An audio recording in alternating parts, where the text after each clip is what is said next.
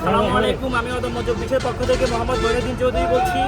আজকে বিকাল বা দুপুরের পরবর্তী সময়ে এই ভাইয়া এবং আপু দম্পতি সাভার পরিবহনের সিরিয়াল কত 15 44 45 গাড়িতে আরোহণ করে। কোন জায়গা থেকে? গুলিস্তান থেকে আরোহণ করে পল্লী বিদ্যুতের উদ্দেশ্যে আসার জন্য। তো ওনারা গাড়ি ধরার সময় ওনাদের দুইটা বস্তা ছিল, বস্তায় ওনাদের যাবতীয় মালামাল ছিল এবং বস্তায় ওনাদের 2.5 আনা পরিমাণ স্বর্ণ এবং অন্যান্য মালামাল ছিল।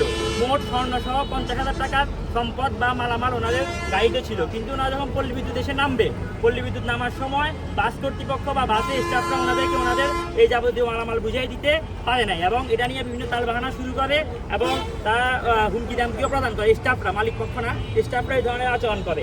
এক পর্যায়ে তারা এদেরকে টেনে বাইপেল নিয়ে আসে। বাইপেল আনার পরে আমাদের অদম্য চব্বিশেরই একজন সদস্য, আবার সাভার স্টুডেন্ট কমিটির একজন সদস্য সহ 2-1 জন ছাত্ররা এই বিষয়টা দেখে একটা ঝামেলা হচ্ছিল। তারা সেখানে উপস্থিত হয় এবং বিষয়টি দেখভাল করে দেখলো যে ওনারা ভুক্তভোগী এবং ওনাদের একটা কানের দুল সম্ভবত 2.5 আনা একটা কানের দুল হারিয়ে যায়, যেটা 22 ক্যারেটের বর্তমান বাজার মূল্য 40,000 টাকা এবং 4-5 কেজি গরুর মাংস সহ অন্যান্য মালামাল 2 বস্তা মালামালি ওনাদের এখান থেকে হারিয়ে যায়। তো স্টুডেন্টরা অনেকক্ষণ ধরে এই বিষয়ে মীমাংসা করার চেষ্টা করে এবং বাস মালিকরাও এখানে আসে। পরবর্তীতে ওনারা দাবি করে যে ওনাদের যেই মালামাল আছে, স্বর্ণ ছাড়া অন্যান্য মালামালের জন্য কোনো ক্ষতিপূরণ দেওয়া লাগবে না, কিন্তু ওনাদের যেই গয়না হচ্ছে 2.5 আনা, এটার যে মূল্য বর্তমান বাজার মূল্য 39,000 বা 40,000 টাকা, সেটা যেন বাস কর্তৃপক্ষ ওনাদেরকে প্রদান করে। কিন্তু বাস কর্তৃপক্ষ বিভিন্ন অসুবিধা দেখায় এবং ওনারা বুঝান বা ওনারা বলতে চান যে এটা স্টাফরা করেছে বা স্টাফরা কোনো কিছু করেছে, এখন ওনাদের এই ড্রাইভারটা নিতে হচ্ছে, ওনারাও ক্ষতিগ্রস্ত। ঠিক আছে, এক পর্যায়ে আমরা ওনাকে অনুরোধ করি যে আমরা কিভাবে কি করতে পারি। তো ওনারা বলেছে যে আপনারা একটা সিদ্ধান্ত দেন, যদি আমাদের কাছে গ্রহণযোগ্য মনে হয় তাহলে সেটা আমরা গ্রহণ করব। তো বর্তমান বাজার দর 2.5 লক্ষ টাকা অনুযায়ী স্বর্ণের দাম আসে 40,000 টাকা প্রায়। কিন্তু এই স্বর্ণ ওনারা এই 22 সালে ওনার বিবাহে উপহার হিসেবে পায়। তো 22 সালের তৎকালীন স্বর্ণের মূল্য ছিল 93,000 টাকা। তো 2022 সাল, 23 সাল, 24 সাল, 25 সাল এবং 26 সালের এই 5 বছরের স্বর্ণের যেই 1 ভরি করে হিসাব করলে স্বর্ণের যে গড় মূল্য হয়, দাম হয়, সেটা হচ্ছে 1,60,000 টাকা।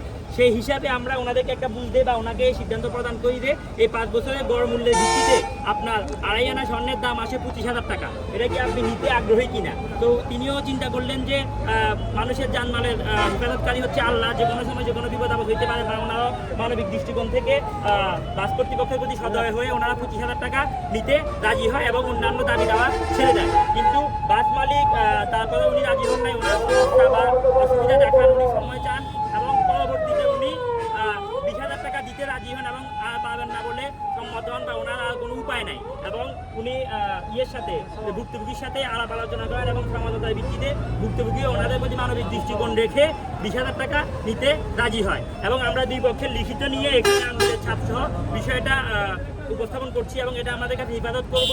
এবং ভুক্তভোগী বলে যে ওনাদের যদি মাল বাস কর্তৃপক্ষ ফেরত দিতে পারে তাহলে ওনারা এই টাকা বাস কর্তৃপক্ষকে ফেরত দিয়ে দিবে, সমস্যা নাই।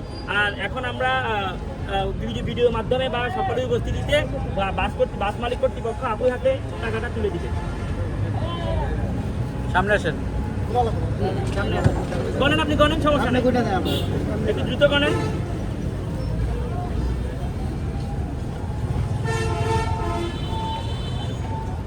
ভাই একটু আগে আসেন।